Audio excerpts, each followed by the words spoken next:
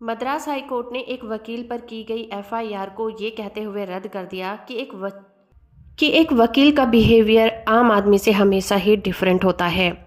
ये केस है C Raja R versus state of revenue department और इस केस की सुनवाई जस्टिस एन आनंद वेंकटेश की बेंच कर रही थी। इस मामले में एफआईआर सी राजा नामक एक प्रैक्टिसिंग वकील पर की गई थी। राजा पर गवर्नमेंट पोरम्बोक लैंड सर्वे के दौरान गवर्नमेंट ऑफिसर के काम में दखलंदाजी करने के आरोप लगाए गए थे और उन पर एफआईआर दर्ज की गई थी। ये मामला एक रेवेन्यू ऑफिसर मुरुगेसन के द्वारा दायर किया गया था। उन्होंने आरोप लगाया था कि राजा ने अपने क्लाइंट के साथ मिलकर इंस्पेक्शन करने के दौरान गवर्नमेंट ऑफिसर के काम में दखलंदाजी की।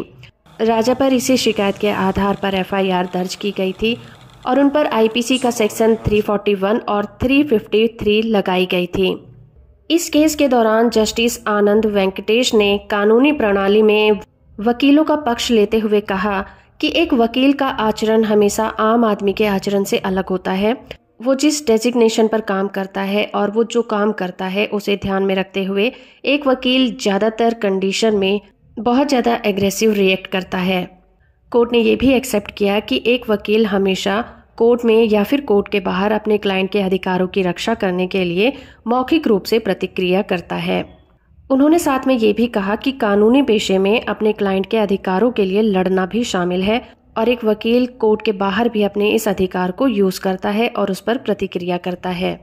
कोर्ट ने इस मामले की जांच की और ये पाया कि एडवोकेट राजा का जो उद्देश्य था वो गवर्नमेंट ऑफिसर के काम में दखलंदाजी करना बिल्कुल नहीं था, बल्कि वो अपने मुवक्किल के अधिकारों की रक्षा कर रहे थे।